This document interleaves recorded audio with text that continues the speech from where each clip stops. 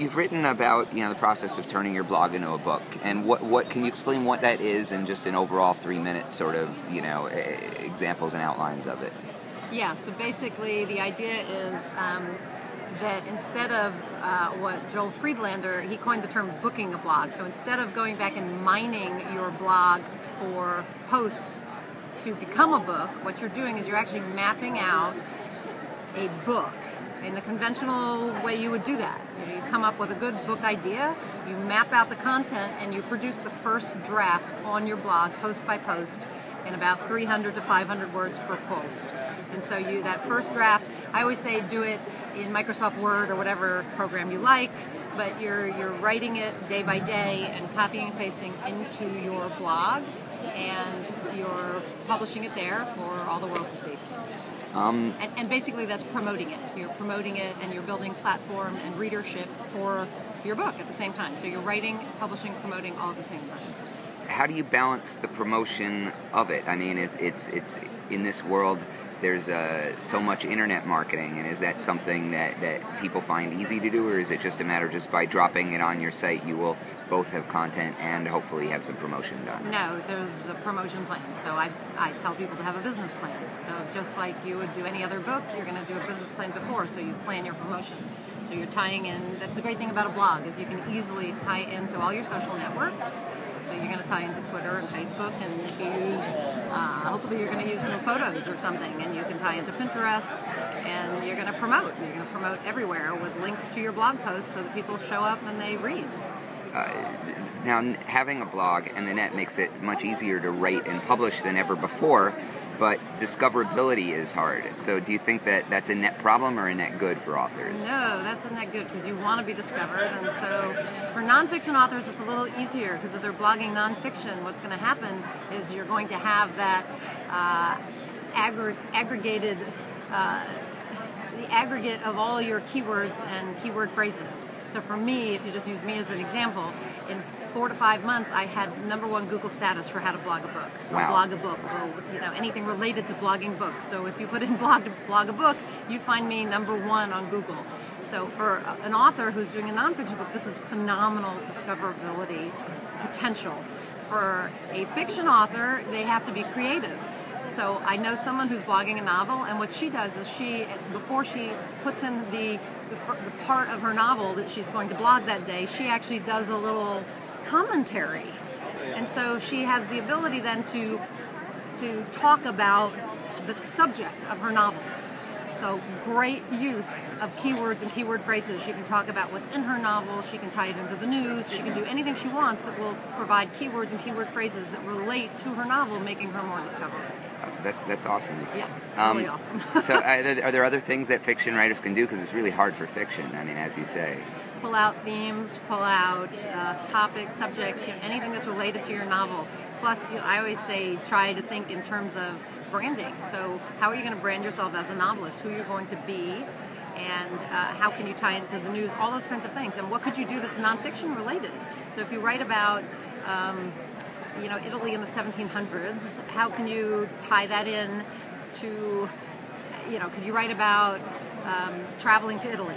Could, travel tips to Italy, or... But will that traffic necessarily convert and be interested in buying the novel, or do you think that that's sort of, those aren't necessarily the best leads? You may draw in lots of leads by bringing in people who are interested in the nonfiction component, but do you think that they will actually consume the fictional piece? I think they'll consume it. Oh, fantastic. And especially if you have a novel that has, if you can think like a marketer, okay, think in terms of, because this is how you sell books. You write books that are marketable. Okay, we have to really be business people today as writers. So if you think in terms of marketing, how can I write a novel that has marketing potential? So pick themes and topics that are current. So bullying is a current topic, right? So write a novel, so let's say you write for YA. Write a novel that has bullying in it. Now write some nonfiction that has bullying, that's about 10 tips for to prevent bullying, or just have a concurrent blogging theme about bullying. And that way, every time bullying is in the news, you can be called on as an expert. Plus, you can speak about bullying, which is much better than doing readings. Go out and speak and be an expert on bullying, and now your novel gets purchased.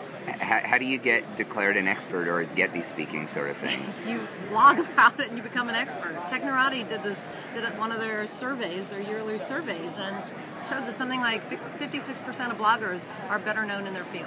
Wow. And then do you go out and declare yourself an expert and then mention your availability to speak, or do people, when they're looking for speakers on the subject, just Google search it and then they find you? I don't think you have to declare yourself an expert. I think that by the fact that you become more discoverable, the fact that people are finding you and you're appearing on other people's blogs, those kind of things, write articles, you get interviewed, people like you interview me, the more that this stuff happens, the more you become seen as an expert.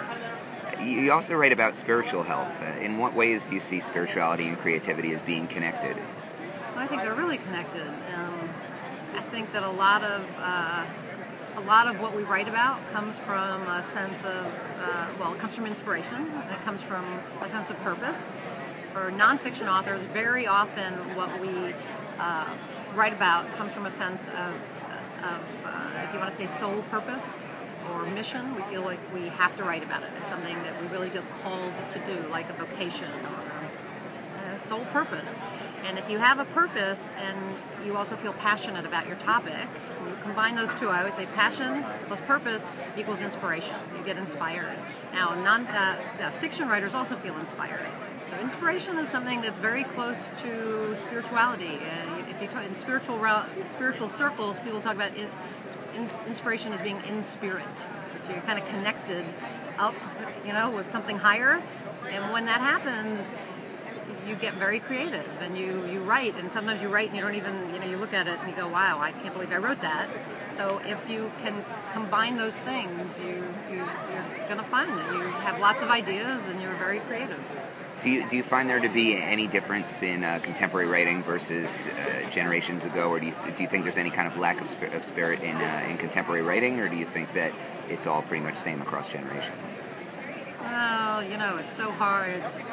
It's so competitive now that we have to be so focused on the business end that I think it's sometimes harder to be inspired. But I think in the past, probably they were more inspired and they just wrote in a more creative way. I think novelists want to be that. They still want to say, I was inspired and I wrote a great story and now it's going to be published. But it doesn't happen that way all the time, or for the most part. So I think it's harder now. But I think it still happens, but I think you can have both. I think it's hard to have both, but you can. As an inspiration coach, what's the most common stumbling block, that stops people from completing an authentic work? Probably fear and the lack of wanting to do the business end of it. Feeling like they have to do the business end of it, not wanting to, so they get stuck in the, my work has to be marketable, I have to have a platform, that kind of stuff, and so they don't want to do it, or they get rejections, and so they don't want to do that whole end of it that makes them a marketable author and makes their work marketable.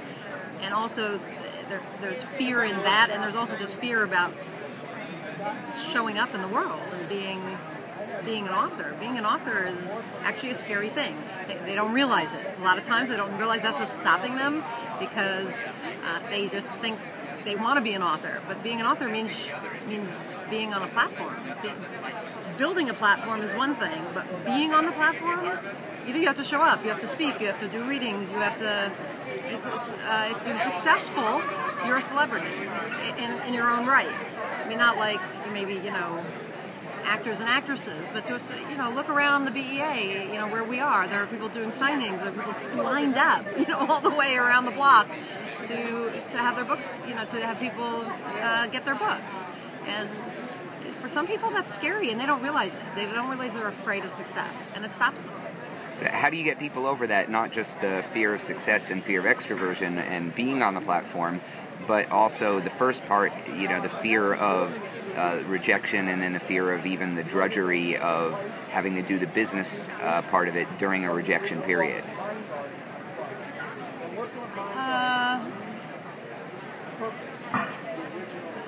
I ask them to visualize what success looks for them and to evaluate what it is they really want and how badly they want it and what it will be like to not have it.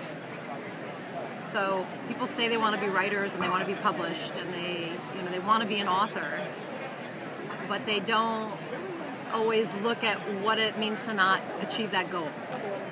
So if you start looking at what you lose by not ever getting there, that's a different story. Wow. So when you start saying, okay, well, if I never do that, what does that mean to me? I don't achieve my potential, nobody reads my work. For a nonfiction author, it could be nobody gets helped, nobody, you know what I mean? If you're writing a book that might be a self-help book or whatever, nobody gets my message, nobody gets inspired, I don't change the world. Or even if it's a fiction, nobody gets to read my story. Or memoir, nobody gets to hear how my life was changed and maybe their life will then be changed in response to that. So there's this whole thing about how I can change lives and how my life will be changed and how my potential will be realized. And when they start thinking about that, if you can get to the point where they can say, I am unwilling to not realize my potential and to have an effect on the world, they're more likely to do what it takes to become an author. Do you think that everybody has a story in them that's universal, or do you think that some people could better impact and the world in other ways through their current jobs or whatever? I think most people have a universal story, but sometimes you have to find it. Well, here's the thing. The thing is, we're all alike. Everybody, we all. If you and I sat here and we talked about something, the likelihood is I can relate to you and you can relate to me. There's something I'm going to say that you can say, I've had that experience. So yes, everything is universal. The question is it unique enough to write about? Right? I mean, is it something that's do you have an extraordinary story? So not every story is worth telling in terms of a book, but there is always something there to talk about. So is it just a blog? Is it just an essay? Or is it a book? So I think that's the greater question. I don't know if that answers your question. No, it completely does, actually. A lot of it is what's the form and how do you find the universal core of it. But I think there's always a universal story, but sometimes it's an essay. And when somebody writes an essay, I always tell them the last paragraph of that essay should go universal. It has to go beyond just you. It has to be relatable to anybody. Yes. What is Woot? You've talked about Woot and also having author attitude, and I want to find out what you meant by those concepts. Okay, so these are concepts that are in my new book, which will be out in February, the Author's Training Manual. And Woot is what's essential to an author attitude. An author attitude, you have to have willingness. So Woot stands for willingness, optimism, objectivity, and tenacity. So an author needs to have, first of all, willingness. So to become an author, you have to do a lot of things. You have to wear lots of hats. You can't just be a writer. You have to be a promoter. You have to be a marketer. You have to be a speaker. You have to just do tons of things. You have to be a business person in general. So you have to be willing to do all of this. So that's number one. You have to have willingness. Optimism is hugely important, and I'm not talking about being a Pollyanna. There are studies that show that optimists, if an optimist receives a rejection from an agent, they'll see it as there's something wrong with their work or there's something wrong with them, but it's fixable. They're optimistic about the fact that they can make it better. They can make themselves better and they can make their work better. And that's what they set out to do. A pessimist, on the other hand, will say there's something inherently wrong with my story and there's something inherently wrong with me as a writer and there's nothing I can do about it. And so they fail. So you have to be optimistic because in the world of writing, there's tons of rejection and there's tons of things that are difficult, and so you have to be optimistic and see every challenge as an opportunity that can get you closer to your end goal, which is to be a successful author. And then there is objectivity. You have to be objective because, number one, you have to see your work from objectively. You're going to have editors and other people who are going to tell you things about your work. So you have to be able to see your work not from a personal standpoint. Number two, it's imperative that you learn to see your work from a publishing professional's standpoint, not from a writer's standpoint. Publishing is about it's a business. It's about selling books. And so you have to begin to see your work objectively from the perspective of, for instance, a publisher or an acquisitions editor who is going to evaluate your work for its marketability or saleability. And you have to learn to do that.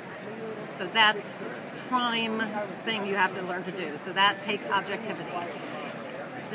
So that's objectivity. Then we have tenacity. You have to be tenacious. You have to be determined and perseverant and persistent because look at all the people like Jack Canfield who were, was rejected with Chicken Soup for the Soul 125 times. So if we're not tenacious, then we're not going to succeed. So this is all part of it. So that spells woot. And the interesting thing about the word woot, we think of woot, woot, woot, right? But it actually comes from originally from computer hackers. So they were hacking into computers. It was, they needed the key, the access to the computers. But our computer is our brain. So what we need is access to our brains because it's in our brains where our thoughts are and our beliefs.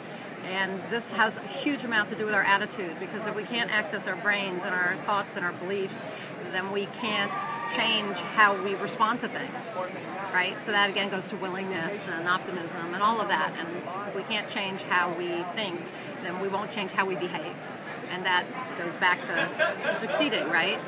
So that's number one. So then the word woot, just for your information, you can use this or not, but it went from computer hackers to gamers, primarily to Dungeons and Dragon users who combined it. They were saying wow loot like money, and so they combined it into woot.